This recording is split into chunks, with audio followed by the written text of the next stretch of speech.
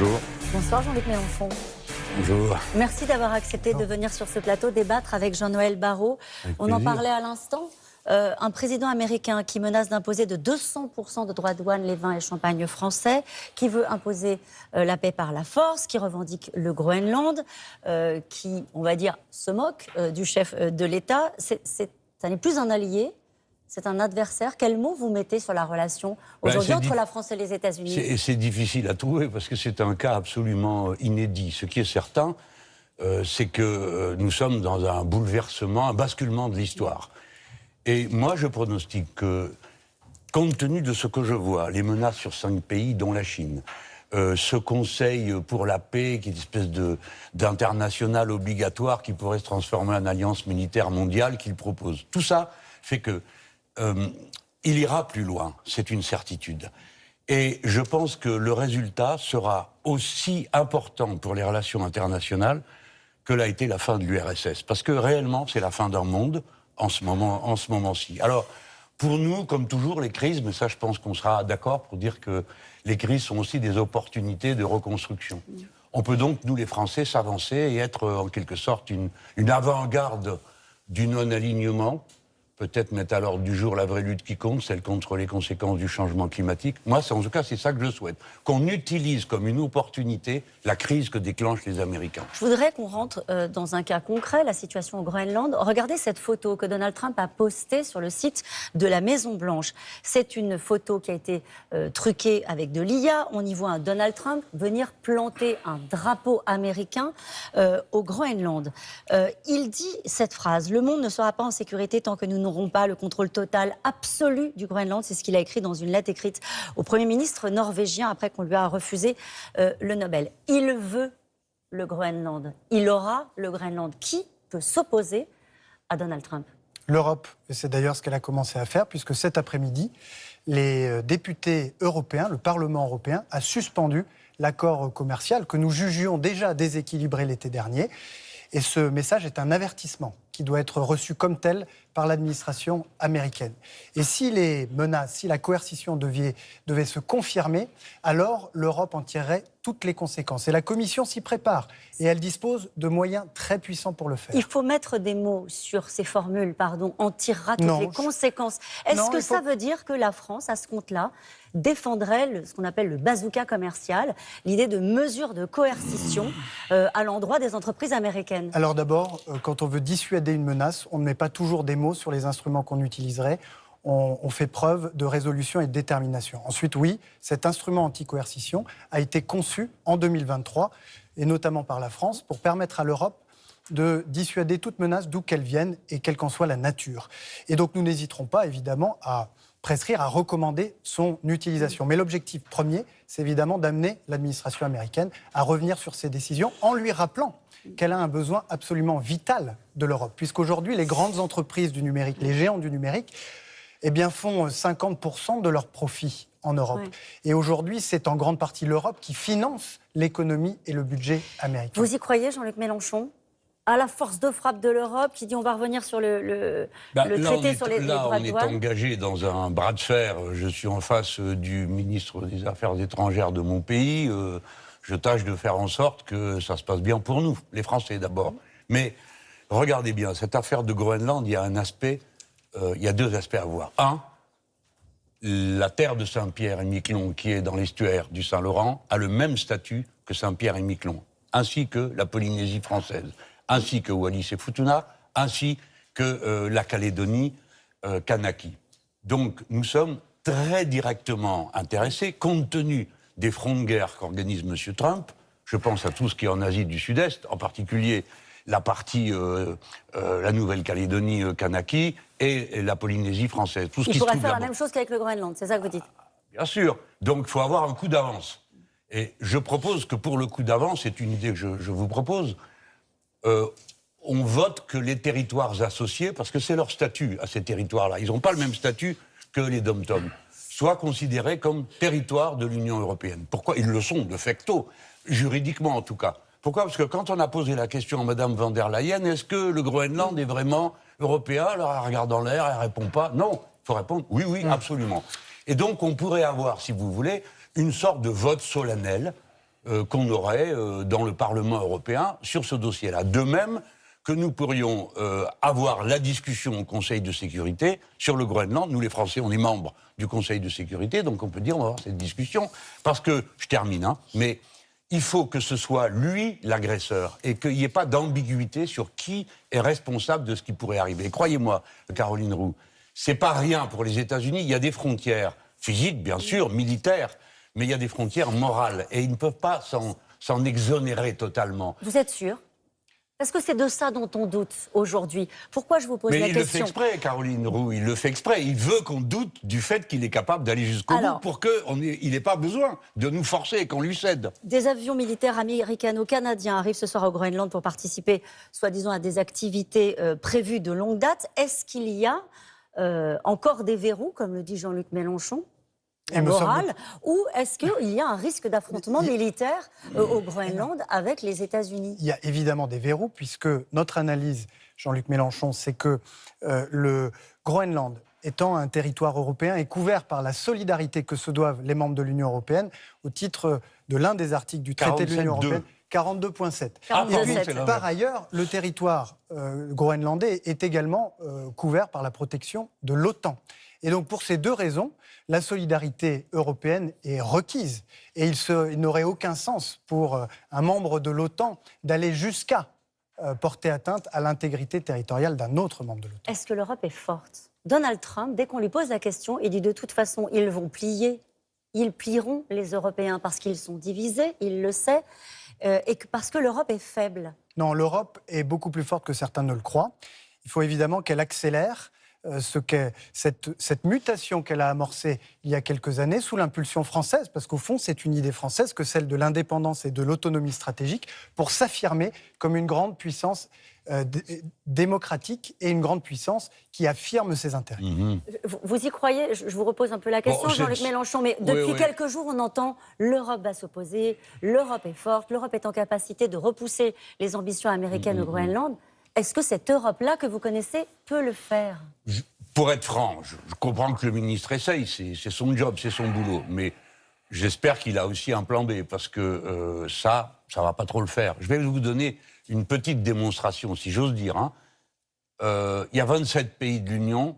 Le Danemark dit on va aller militairement faire un exercice d'observation. Bon, alors les Français, etc. 7 sur 27 disent on y va. Et tous les autres, qu'est-ce qu'ils font ? Et les Allemands, à peine arrivés, l'oncle Sam leur fait les gros yeux, remontent dans l'avion et rentrent chez eux. On voit la faille. Mais là où on peut être... je ne sais pas combien de temps ça va tenir, parce que, pardon, je ne m'en prends pas à vous, c'est le président qui décide, il nous l'a encore rappelé, il paraît même qu'il écrit au tweet, ce que je ne crois pas. Mais il a dit, il a refusé de participer à ce fameux Conseil de la paix. Eh bien, je l'approuve et le soutiens dans cette décision. Mais c'est le seul sur tout le paquet qui a été invité qui dit « j'irai pas ». Pourquoi ? Parce que c'est une ONU bis. Il faut bien comprendre ce que fait M. Trump. Ce n'est pas un fou. Il a une stratégie très précise. Son but ultime, Caroline Roux, ça m'est déjà arrivé de vous dire, notez, vous allez voir, ça va se passer. Eh bien, son but ultime, c'est la Chine, c'est pas nous. Et dans cette histoire de Groenland, ce qui est visé par lui, c'est la route qui passe au-dessus par où passeraient les Chinois. Et ils veulent se positionner sur le Groenland parce que dans le détroit de Bering, les eaux territoriales se touchent. Donc, il lui faut choper les gens avant. Et sur la planète entière, ils sont en train de couper les routes éventuelles des Chinois. Ça a été Panama, c'est le détroit d'Aden, c'est l'entrée du détroit d'Ormuz, c'est leur ligne, morceau par morceau. Et avant qu'ils y arrivent, il faut qu'ils mettent à genoux l'Europe et l'Amérique latine. En Europe, ça résiste, en Amérique latine, ça résiste. Mais personne ne peut dire jusqu'à quel point ça tiendra. Jean-Luc Mélenchon a raison de rappeler qu'il ne faut pas d'abord se laisser impressionner ni fasciner par l'agitation américaine. Pourquoi ? Parce qu'au fond, la nouvelle donne géopolitique dans le monde aujourd'hui, c'est la conflictualité croissante entre les États-Unis et la Chine. Deux superpuissances qui sont lancées dans une course à la domination du monde, qui, si nous ne développons pas une Europe forte et puissante, à laquelle un certain nombre d'autres régions du monde se rallieront, qui n'ont pas du tout envie de choisir leur camp, eh bien, si nous n'y parvenons pas, nous serons entraînés contre notre gré dans cette conflictualité croissance, dans des guerres que nous n'aurons pas choisies. Et donc c'est le moment du réveil de l'Europe. C'est le point central, je pense, sur lequel nous nous retrouvons. La vraie question, c'est le choc qu'organisent les États-Unis avec la Chine. Je n'ai pas la même... Et réciproquement. C'est pas de même nature. La Chine se réveille et elle veut retrouver la place. Non, mais attendez, monsieur le ministre, je vais vous dire une chose. Ils ont déjà gagné la bataille manufacturière parce que c'est ça la vraie puissance. Aujourd'hui, c'est eux qui sont devant et incontestablement devant. Techniquement, ils sont devant. Mais notre sujet à nous, Français, c'est de ne pas être alignés, mais surtout de ne pas permettre que cette guerre ait lieu. Parce que de la guerre nucléaire, personne ne se remettra. Hein. Ni vous, ni moi, ni nos enfants, ni les Américains. Vous parlez de quelle guerre ? Celle qu'organisent méthodiquement les Nord-Américains face aux Chinois. La méthode chinoise est différente. Ils arrivent, ils s'installent, ils proposent des sous parce que leur caisse déborde. Cette année, ils ont fait 1200 milliards d'excédents commerciaux. Donc, c'est plus où le mettre leur argent. Et ce sont des dollars. Mais Jean-Yves Mélenchon, il faut aussi savoir leur dire non. Lorsque, à leur tour, les Chinois, la Chine, exercent une forme de coercition. Pensez à nos filières, celle du cognac, celle des produits laitiers, ou celle encore du porc, qui sont aujourd'hui soumis à des droits de douane qui sont considérables. On est d'accord. Écoutez, tenir tête, ce n'est rien quand on peut discuter avec les gens qui sont d'accord. Pourquoi ils sont d'accord pour discuter? Parce qu'ils sont forts. Quand vous discutez avec le plus fort, il est toujours prêt à discuter. Donc c'est pourquoi il ne faut pas être aligné. Parce que le plus faible, c'est M. Trump. Ce n'est pas M. Xi Jinping. Et M. Xi Jinping, on peut encore. Ça ne sera pas pareil dans 2, dans 3, dans 4, dans 5 ans. Mais à l'heure qu'il est, nous pouvons avoir une négociation pour dire ça c'est vous, ça c'est nous. Mais pour ça, il faut être nous d'abord la France. Je suis on le fait à l'échelle de la France. Pardon, mais excusez-moi de vous le dire, ce n'est pas possible. Parce que, à l'étape actuelle, nos intérêts ne sont pas les mêmes. Je n'en veux à personne. Mais les intérêts des Français, les capacités des Français ne sont pas celles des Danois, qui jusqu'à présent ont été le cheval de Troie des États-Unis d'Amérique en Europe, ne sont pas les mêmes que les Allemands, vous le savez comme moi. Mais c'est avec nos partenaires européens que nous avons résisté à certains des chocs les plus violents que nous avons subis. Rappelez-vous, la crise de la Covid-19, sans l'Europe, nous n'aurions pas eu de plan de relance. Ils sont derrière vous, on les voit. Donald Trump, Xi Jinping, Vladimir Poutine. La suite, pour nous, c'est quoi? C'est d'attendre qu'ils se partagent le monde, puisqu'on est aujourd'hui dans un monde qui a basculé, avec de nouveaux empires. Vous dites, l'Europe résiste, l'Europe est capable de dire non. Comment vous voyez la suite? D'abord, je ne suis pas sûr qu'il faille mettre les trois sur le même plan. Et comme nous étions en train de le dire, c'est avant tout la rivalité croissante entre la Chine et les États-Unis qui va structurer le monde dans lequel nous vivrons et dans lequel l'Europe a une responsabilité majeure, celle d'ouvrir une troisième voie, celle de l'équilibre, à laquelle se rallieront des pays de l'Asie du Sud-Est à l'Amérique latine, en passant par l'Afrique. Oui. C'est-à-dire qu'on a le choix entre devenir une colonie chinoise ou une colonie américaine. Nous ne voulons pas avoir ce choix. Nous voulons avoir un autre choix. Quant à celui du milieu, Vladimir Poutine, c'est celui qui a littéralement enfoncé toute l'architecture que nous avions patiemment bâtie sur les ruines de la Seconde Guerre mondiale et qui repose sur des principes très simples dont on dit qu'ils sont inscrits dans la Charte des Nations Unies. Je ne touche pas à tes frontières, les peuples sont libres de disposer d'eux-mêmes et je ne fais pas usage de la force, sauf en cas de légitime défense, ou sauf quand l'ONU l'a prescrit. Vous avez parlé justement de la force. Donald Trump, on le sait, ne veut pas s'arrêter au Groenland, au Venezuela.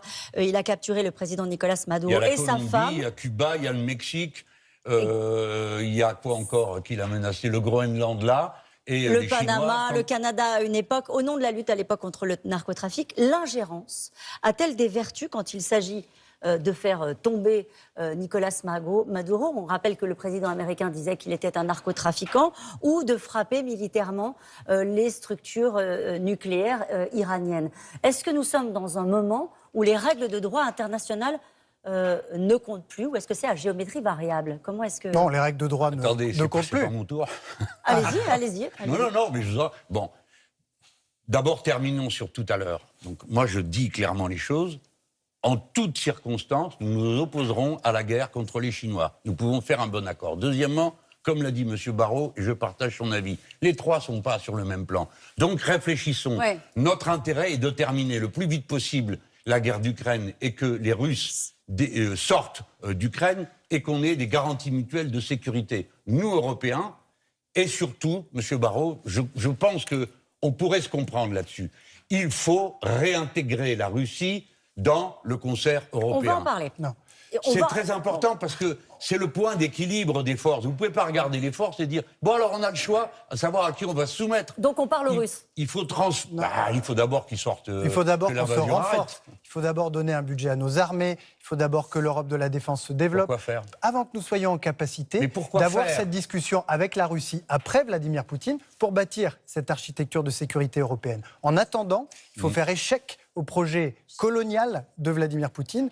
Et de ce point de vue-là, je pense qu'on a eu quelques divergences. Est-ce qu'on peut reprendre le fil Non, mais on n'a pas de divergence sur l'invasion. Moi, je suis pour qu'il dégage de là. Je ne serai jamais d'accord On peut avec les reprendre le invasions fil en Europe. Mais là où je ne suis pas d'accord avec vous, c'est que vous comptez faire quoi? Dans la dissuasion nucléaire française, c'est « tu me touches pas un cheveu ». Or, ils sont déjà là-bas en Ukraine et on ne l'a pas fait. Donc, on voit bien qu'on a un problème. On a un problème. Et vous comptez faire quoi? Une guerre conventionnelle? Les fois où nous avons voté contre des résolutions qui étaient proposées au Parlement européen, c'est parce qu'on nous proposait de ne pas mettre de limite à la portée des armes. C'était ça qui se discutait. On a dit, mais vous êtes fous, vous voulez une guerre nucléaire? Il faut bien qu'on se comprenne. Nous ne jouerons pas, je pense que ce serait une erreur pour la France, de jouer les gros bras. Et de dire, on va faire, comme disent les Allemands, ils vont faire la plus grande armée conventionnelle d'Europe. Personne ne leur demande pourquoi faire. Vous comptez réellement faire une guerre conventionnelle? Vous ne croyez pas qu'on est puissant quand on est armé? Je crois qu'on est puissant quand on sait ce qu'on veut, où on va, et que certaines choses sont proscrites. Il n'y aura pas de guerre en Europe. Nous n'en voulons pas, et nous sommes capables de nous entendre. Il y a un plan maintenant pour nous entendre avec des garanties de sécurité mutuelle avec les Russes. On a entendu il y a quelques instants le président Macron dire que Zelensky était prêt avec la proposition de Trump.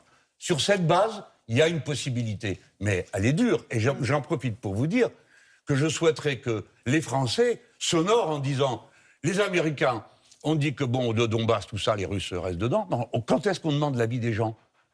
Je suis partisan du fait que, quoi qu'on décide, le peuple concerné vote dans les territoires disputés. Et pareil pour le Groenland, vous savez, monsieur le ministre, je pense que si vous suggériez aux amis danois de dire, dites donc, pourquoi vous ne feriez pas voter les Groenlandais? Parce que comme ça, l'autre, après, il faut qu'il passe sur le corps d'un vote. Je pense que la démocratie, les principes moraux sont des forces dans l'histoire. C'est d'ailleurs comme ça qu'on a sauvé Saint-Pierre et Miquelon de l'appétit américain. Mais cependant, exact, je suis quand même c'est bien de le rappeler. C'est bien obligé de rappeler que, oui, vous dites au fond, ça n'est pas nécessaire. Pardon, il y a des résolutions. Il y a des résolutions peut-être que vous n'avez pas soutenues, mais on ne vous a pas trouvé en soutien de la résistance ukrainienne qui nécessitait que l'Europe se mobilise, qu'elle apporte un soutien financier et y compris un soutien militaire pour repousser l'envahisseur. L'envahisseur qui a effectivement dévoyé ce privilège qui lui a été accordé par la communauté internationale de disposer de l'arme nucléaire à des fins défensives pour mieux couvrir cette agression et cette invasion qui dure depuis bientôt 4 ans. Bon, ne soyez pas injuste. La défense de l'Ukraine, le premier qui a réagi de tout le champ politique français, c'est moi, parce qu'il se trouve que j'étais réveillé à cette heure-là, et je me suis donc exprimé en soutien. Deuxièmement, vous particulièrement, parce que vous travaillez avec M. Macron, vous savez mieux que personne quelle est la nature des relations que nous avons avec les opposants anti-guerre russes, puisque c'est avec le président Macron qu'on a obtenu les visas pour les faire venir en France, et nous nous occupons d'eux, et que nous sommes la seule force politique qui a un contact avec l'opposition. Quelle opposition? Elles sont toutes interdites. Il reste une opposition, c'est le syndicat du bâtiment, qui a tenu son congrès il n'y a pas longtemps, et l'unique responsable politique présent dans ce congrès, c'était une Française, Marina Mesure, députée insoumise. Donc, nous ne sommes pas une main en arrière du tout, c'est plutôt beaucoup d'autres qui le sont. Les partis politiques, par exemple, vous êtes membre du MoDem, que fait le MoDem à propos de l'Ukraine ou de la Russie? Rien, des communiqués. Pas du tout, vous plaisantez, on s'est mobilisé, pardon de parler de ces histoires de partis, on s'est mobilisé pour aller chercher de l'aide et notamment de l'aide humanitaire qui sont partis par camion jusqu'à Oui, je sais, on était dedans. Et voilà. Mais attends, on était dans ces histoires-là. Mais par exemple, donnez-nous quelque argent, puisque nous accueillons des Russes opposants à la guerre. J'aime vous dire qu'il faut avoir quelque chose dans le ventre et pourtant, pour être opposant. Ceux qui sont restés là-bas sont pris 15 ans de prison. Et pourtant, on se souvient de l'absence de soutien des députés de la France Insoumise au Parlement européen lorsque des résolutions étaient passées sur Navalny ou sur d'autres opposants. Mais comme vous êtes injuste et comme vous ne suivez pas les affaires, nous voterons toujours Vous savez, vous connaissez le Parlement européen. Le Parlement européen vous dit, tenez, voici un baril de miel. Et puis quand vous regardez, il y a une cuillère de goudron dedans. À chaque fois, c'est des choses très nobles, très justes, sur l'indépendance, le droit à disposer de soi-même. Et puis après, il y a les armes que l'on fournira n'auront pas de limite de portée. Au fou, vous voulez une guerre nucléaire, il n'en est pas question. On doit encore dire ce soir aux Français, à ceux qui auraient la tentation de jouer les gros bras, j'ai vu que le président du parti présidentiel, M. Attal, dit « Maintenant, il faut laisser tomber les règles, il faut passer à la puissance. » Il faut passer à la loi du plus fort. Ben voyons, la loi du plus fort, c'est quoi? C'est la guerre nucléaire avec les Russes. Les Français, un coup et c'est fini. Un coup et c'est fini. Nous sommes le seul peuple au monde qui a une centrale nucléaire en amont de sa capitale. Donc il s'agit d'être raisonné, je ne dis pas raisonnable, raisonné. Je ne vous en accuse pas, monsieur. Je ne suis pas en train de dire que vous auriez mordu le trait. On vous aurait plutôt des fois reproché de paillettes. Mais c'est pas grave et ce ne sera pas le sujet ce soir. Je dis pas de guerre. Jean-Noël Barrot, la guerre, c'est la fin pour nous. Mais c'est par la force qu'on je me dissuade la permets de guerre. poser une question, Je vous en prie. parce que c'est très intéressant de voir ce clivage. On a commencé l'émission en évoquant une potentielle intervention américaine au Groenland, un moment de crispation. Les gens qui vous regardent ce soir ont un brin d'inquiétude sur la situation internationale. J'ai à ma droite Jean-Luc Mélenchon qui dit, au fond, l'objectif c'est pas de guerre, parlons avec Vladimir Poutine. D'un autre côté, j'entends un chef de l'État qui dit clairement la puissance, c'est la force. Pour être respecté, il faut être puissant, donc il faut un réarmement. Si tu veux la paix, prépare la guerre. Bien sûr. Ça fait 20 siècles que ça dure cette histoire, il n'y a que la guerre. Alors on va laisser répondre Jean-Noël Barrot. Vous avez dit, je crois, par le passé que l'Europe de la défense, c'était l'Europe de la guerre. Mais si on ne prépare pas l'Europe de la défense, on aura la défaite. On aura la pression de la part de ces nouveaux empires qui ne se connaissent pas de frontières et qui sont mus par des pulsions impériales et coloniales. Et donc pour ça, il faut d'abord acter que c'est la loi du plus fort qui régit les relations internationales et nous protéger contre toute atteinte. Bien sûr, bien sûr. Mais donc ça ne se le limite droit pas à ça. international, on est d'accord. Non, les principes du droit international, nous y restons fidèles. Nous y restons fidèles, nous les défendrons toujours parce que nous considérons qu'ils ne sont pas d'ailleurs nés il y a 80 ans, mais qu'ils sont nés au travers d'un lent processus de maturation européenne et qui sont les seuls susceptibles de garantir la paix et la stabilité. Mais alors pourquoi vous n'avez pas une seule fois convoqué l'ambassadeur de M. Netanyahou alors qu'il se passe ce qui se passe aujourd'hui à Gaza et ce qui s'est passé avant? Il vous a fallu 2 ans pour vous décider à reconnaître l'État de Palestine. C'était une erreur. Mais personne ne l'avait fait avant, ni des gouvernements de droite, ni de gauche, mais vous avez ni raison. les gouvernements auxquels et vous alors, avez c'est pas une participé. excuse. Pendant 2 ans, on s'est payé une horreur qui continue d'ailleurs, parce que le cessez-le-feu n'est pas respecté. Attendez, M. Barrot, il y a un point je terminerai sur le droit international. C'est la fin de ce débat. Nous sommes d'accord pour dire que le droit est une force. Oui, le droit est une force. Est-ce que ça peut être le mot de la fin? Le droit est une force? Bien sûr, c'est la force morale de la France. Mais aujourd'hui, il n'est plus appliqué. Et donc, notre responsabilité, c'est de nous défendre contre ces nouveaux empires. Notre responsabilité aussi, à nous, France, c'est de réformer les institutions qui sont les gardiennes de ce droit pour qu'elles redeviennent efficaces et pour que le droit puisse être enfin respecté. Merci messieurs, merci d'avoir accepté d'échanger sur la situation internationale. Merci vraiment, sincèrement, de l'avoir fait avec autant de sérénité.